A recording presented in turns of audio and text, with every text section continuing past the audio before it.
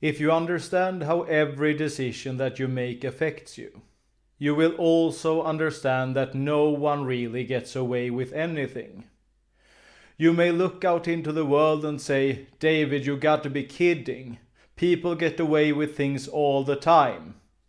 But life is an inner game, and everything that you do either builds or destroys your character.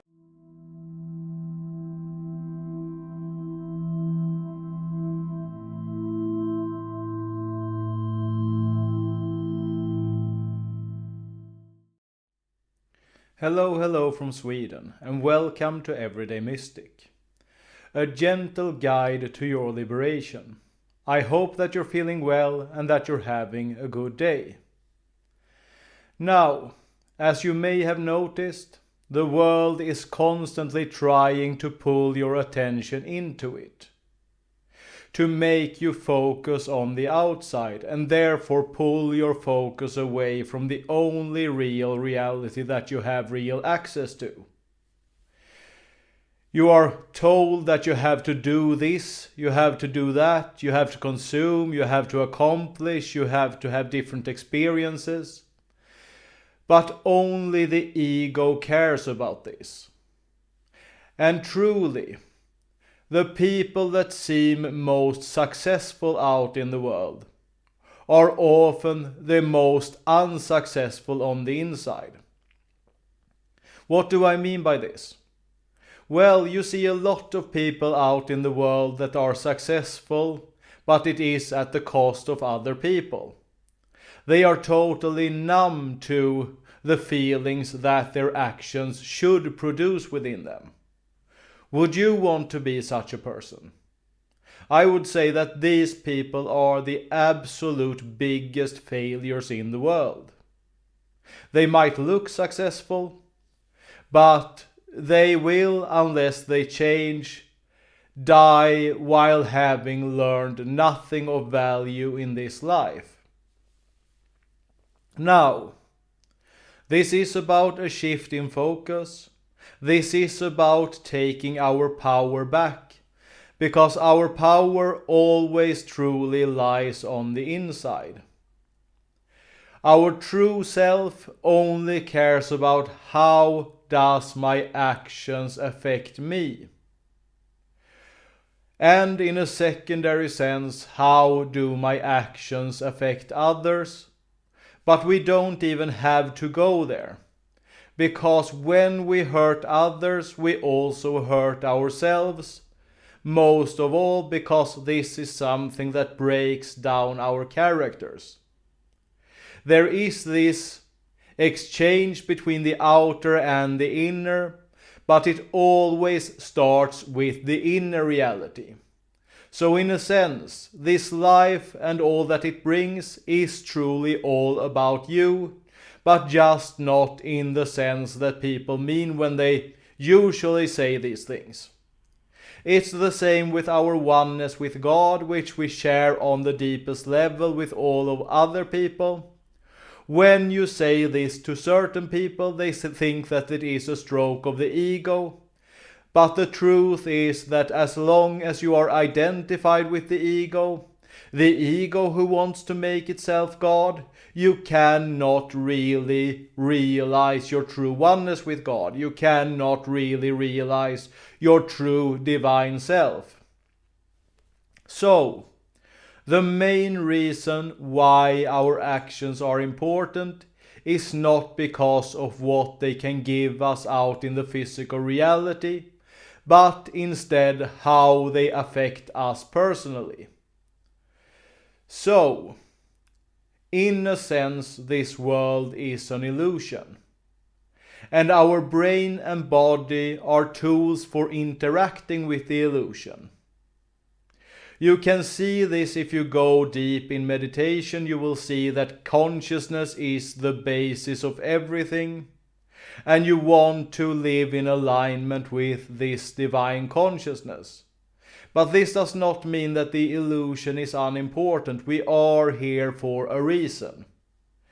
And the biggest reason is to actually learn and discover who we truly are, what we truly are, and thus, as I said, aligning ourselves with our divine nature.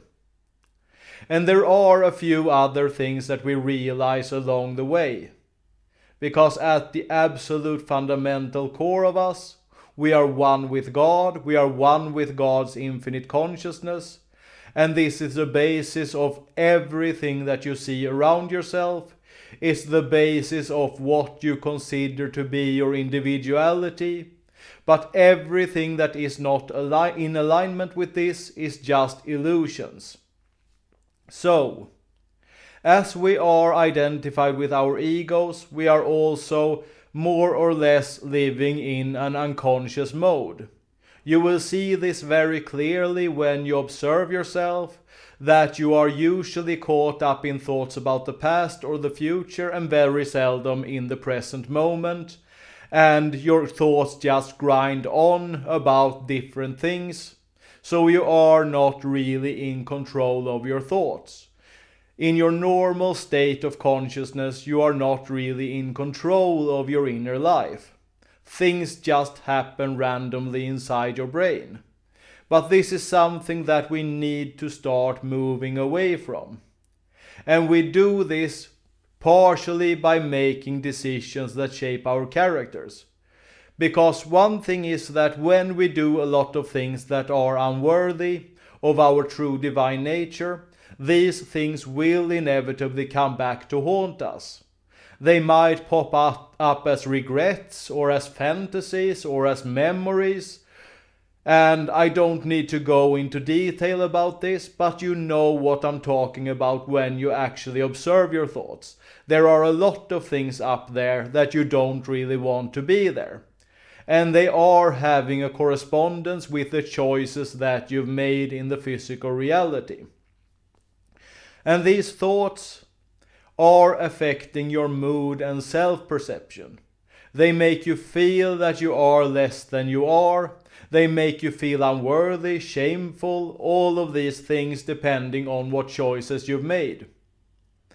And I'm talking about things from my own personal experience here. Because I used to be a person that was proud to be immoral.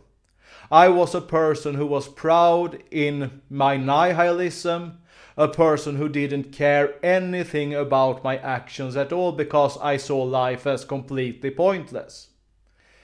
And this has meant that I've had a lot of things to unlearn, but there are positive sides to this as well, because I can understand other people in a way that most people can't because they don't have the experience to back it up.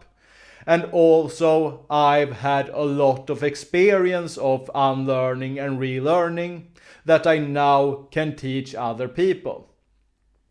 But when I started to change, my ego wanted to cling on to the past, and it did so for very many years.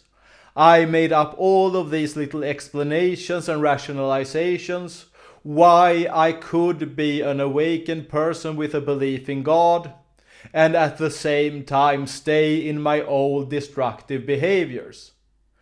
But in one instance, a few years ago, this all came crashing down on me, and honestly, I felt depressed, I felt hopeless, and I just became aware of one thing after the other that had gone wrong in my life, and all of these programmings, all of these blocked emotions that I had stored inside of my body by not wanting to recognize how my behavior was affecting my inner life. So this was terrible, and it took a long time for me to actually get out of this. Luckily, I am at a place right now where I feel confident, I feel good about myself, and I feel that I am more and more in control of myself, my life, and I'm more and more able to actually stay in the present moment and take conscious action from there. But the more wrongful choices, the more choices that are not in line with your divine nature that you make, the more you will also have to clean up when you start to get a clear perspective of who you are and what you are actually meant to be doing with your life. So this begins with self-observation, to actually become clear of your inner state, of how you actually are behaving, what you are actually thinking, what you are actually saying to other people, and what all of these things actually mean. Because we have a lot of unconscious wants, wishes, desires, and we have these destructive sides that come out unconsciously, that actually, while we don't think that this is our intention, there are unconscious sides of ourselves that want to hurt other people, that want to control other people, and that want to force our will on other people. But we are usually, at least if we want to strive for something better, we are not conscious of these things. So therefore we need to observe ourselves to see what is actually going on, and what our actions and behaviors and words actually are saying about who we are and how we present ourselves. And this is actually where I also believe that Christianity is very helpful.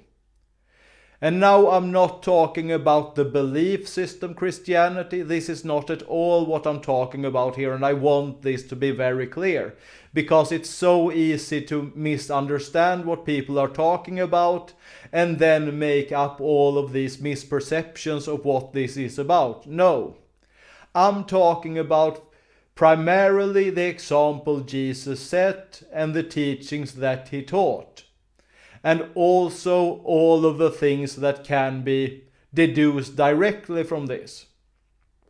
I'm not talking about the more abstract beliefs, the more abstract ideas. I'm talking about loving your neighbor as yourself and loving the Lord our God. I'm talking about the correct relationship towards ourselves, towards other people, and towards God. I'm not talking about a belief system with a lot of rules. I think that Jesus was here to teach us something very important about our human condition. You might have a better basis for your behavior, and that's entirely okay. I'm just saying what I try to base my life on. Next is, and this goes into this, you need to have firm intentions about who you want to be and the actions that you want to take out in the world. We don't want to be just arbitrary with this. We want to actually know what we want to do and who we want to be. And this is not a simple matter. Take a step back and actually look at yourself. How clear are you of what you want and who you want to be? How much thought have you dedicated to this? This is also important, because we might say, oh, I want to be a little this, I want to be a little that, and we have some very vague idea. No, be as specific as you absolutely can be. Think about what character traits that you want to embody. Think about the virtues and values. Maybe you want to express as much unconditional love into the world. Maybe you want to be disciplined. Maybe you want to truly be an individual that is not determined by cultural norms and values, but truly make your own decisions about who you want to be. All of these things go into each other. All of these feed into who you are and who you present yourself into the world as. Maybe you value honesty.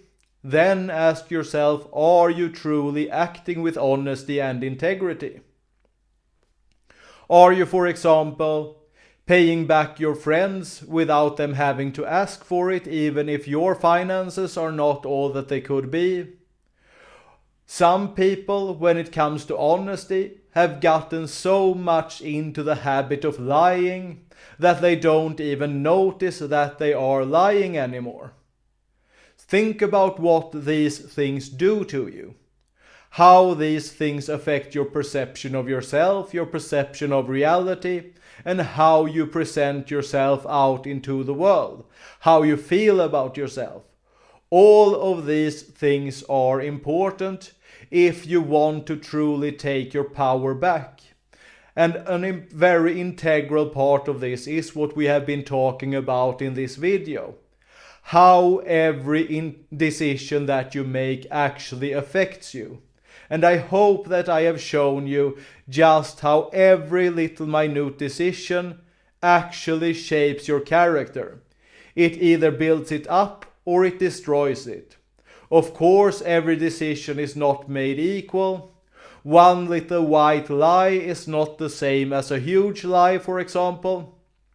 But in the end, the more you can actually take control of these things and act in alignment with the highest within you, the more you will also start to embody this divinity that is your true nature.